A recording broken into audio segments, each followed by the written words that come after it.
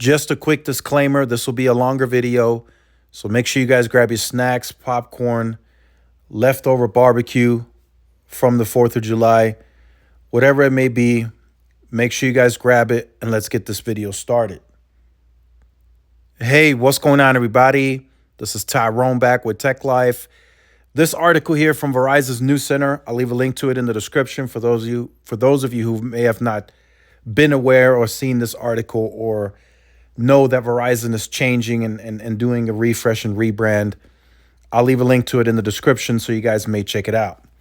So this refresh slash rebrand, whatever you want to call it, is now well in motion, well on its way.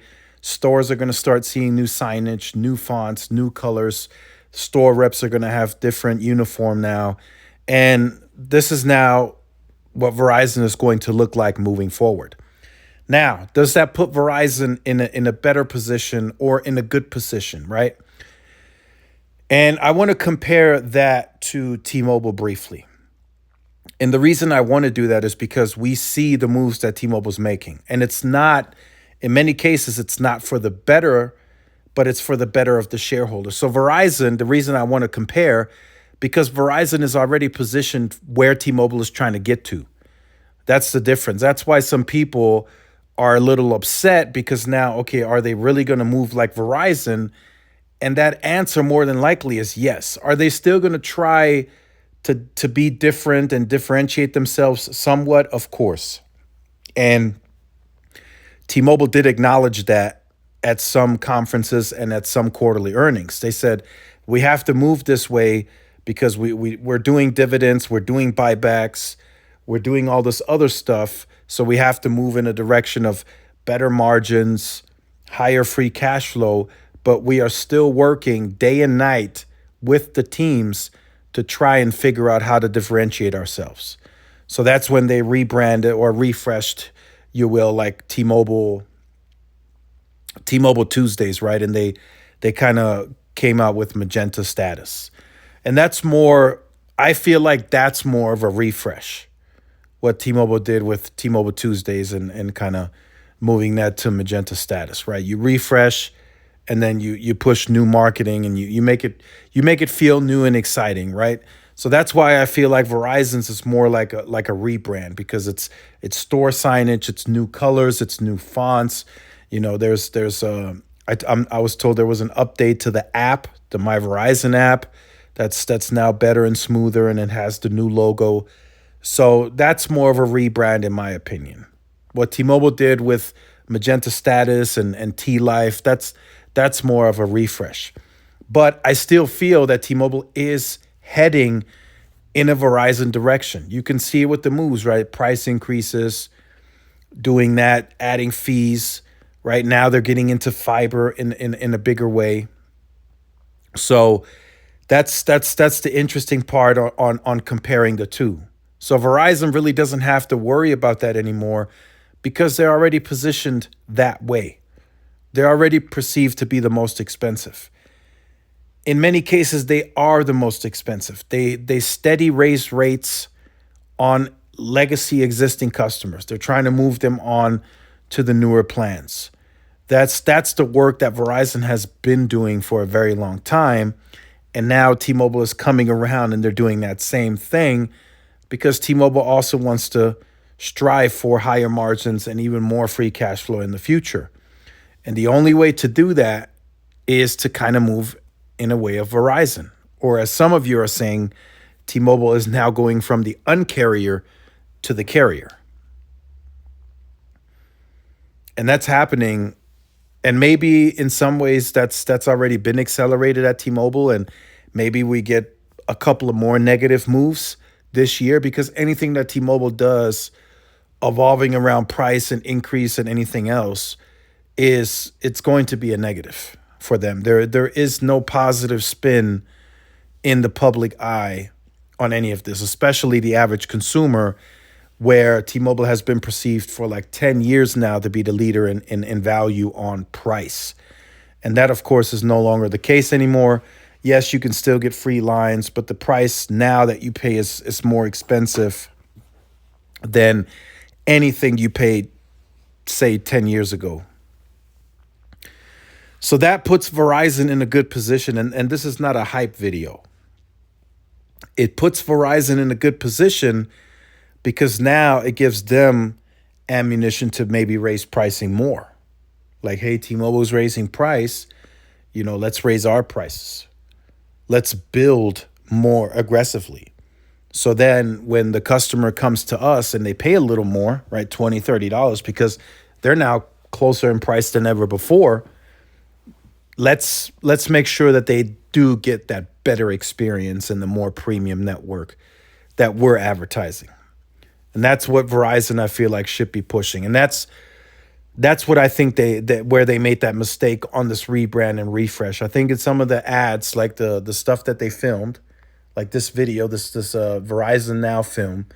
They should have had somewhere in there where they're in an area where they work and the competition doesn't. I think they should have displayed that. And I know it's vice versa in some cases where AT&T will work and Verizon won't, and same with T-Mobile. But this is for marketing. You want to push the premium brand, and Verizon is still investing like they are, which we can clearly see. So it will show proof at scale. Yes, there's still going to be areas that happens where the others will work and Verizon won't, but those areas are far and few in between.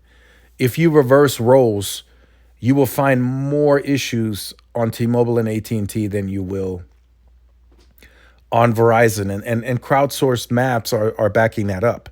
Even though AT&T through Firston is claiming to have the largest native network in the country, you have to remember Verizon struck deals with roaming partners that are using their assets, and Verizon customers get to use that network natively.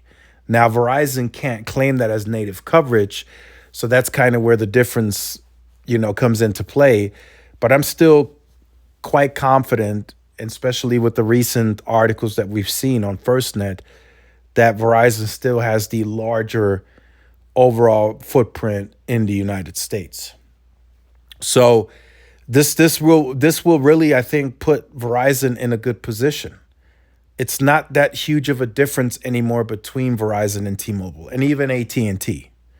They're now fairly close. If you look at everything, although AT&T doesn't really offer any perks included in the plan, but T-Mobile and Verizon, they're very similar now, pricing wise and everything else. So Verizon has the opportunity because, like I said, they're already positioned as the most expensive. It's perceived. So as crazy as it sounds, yes, people get upset, but in most cases, the current Verizon customer will be willing to pay that additional few dollars more because Verizon is also perceived to have the best network, and the customer's willing to pay for that if it's a couple of extra dollars. So that's the position that Verizon is in. T-Mobile is starting to move in a way that they could be perceived that as well, but it's still going to take a little bit more time. But for now, the value customer that T-Mobile has, they've earned that customer over the last 10 years because they were the cheapest, best value, pricing, everything.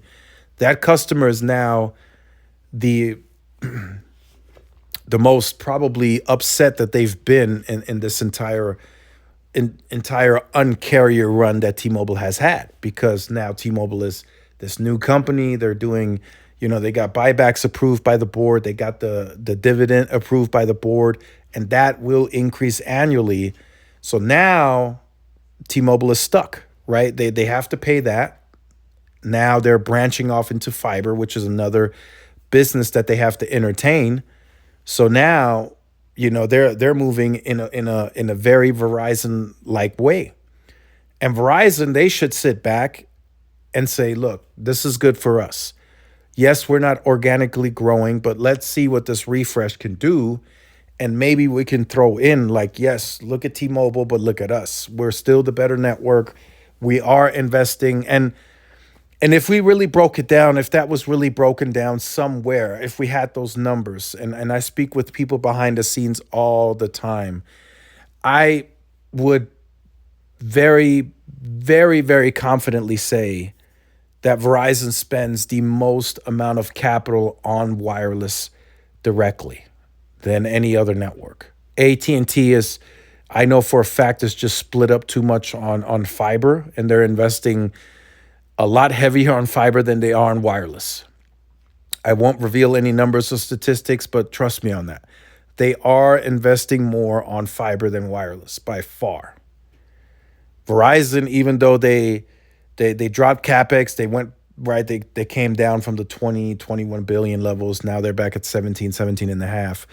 Verizon is still spending most of that on wireless.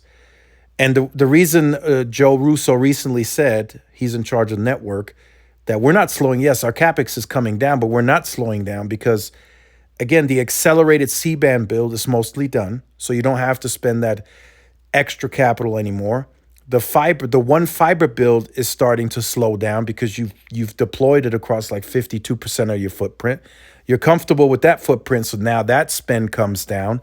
So now that 17 and a half, I would say with confidence that Verizon spends between 13 to 14 billion on wireless directly. The other billions probably go to FiOS and some other business units, and some of it will go globally because they do operate globally. But I think 13 to 14 billion in the US is what Verizon is spending annually, I feel, on the wireless network. And in the past, when they had that accelerated 20 to 21 billion, I think they might have spent a little more than that to really get the C-band off the ground.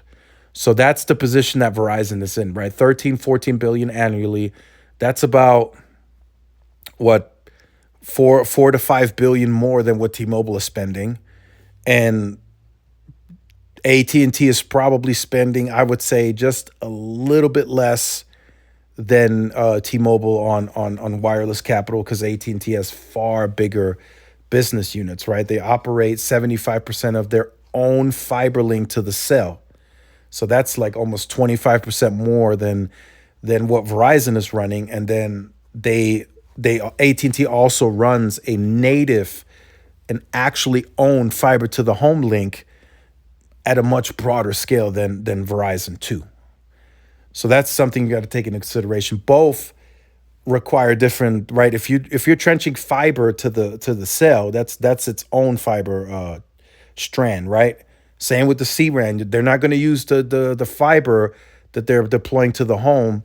They're going to connect it up to the fiber that's in the area, but that uses a completely different strand. So those two also require, different types of investments. So that's why I say they invest more in fiber, right? AT&T is having to invest into fiber to the home, and then when they are deploying C-RAN and everything else, they're also investing in fiber to the cell. So that's, you have to take that into consideration when you're thinking about capital. And then, they are aggressively investing into like BlackRock and this wholesale business as well. So they're doing it all. AT&T is doing that all.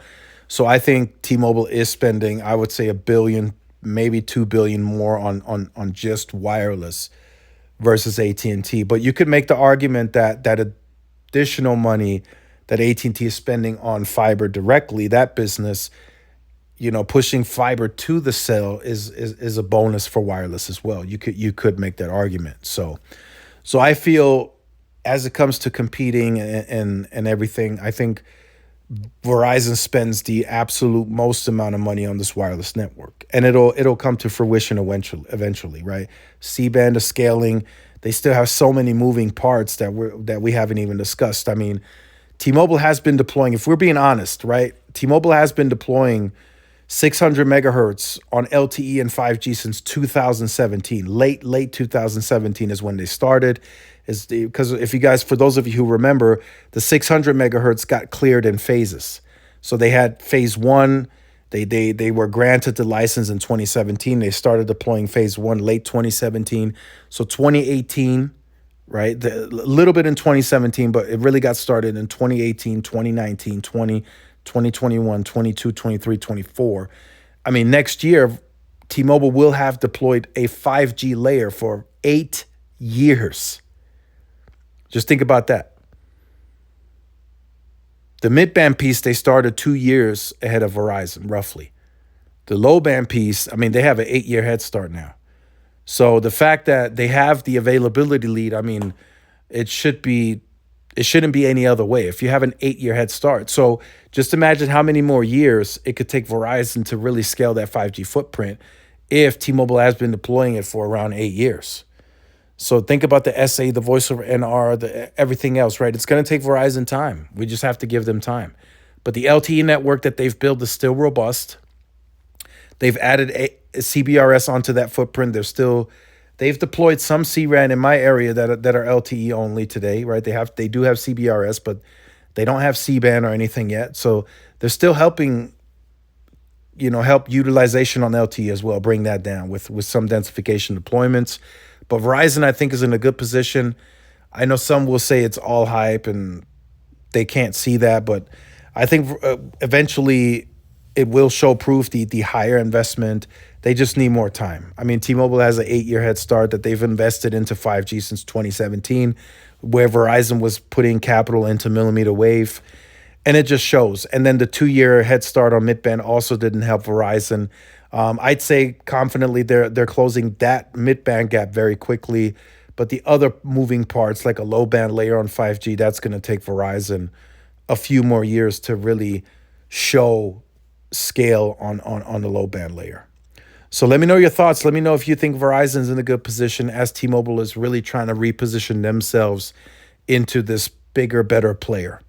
Let us know in the comments. Like, share, subscribe if you're new. Follow my social media outlets. This is Tyrone with Tech Life. See y'all in the next one. Peace.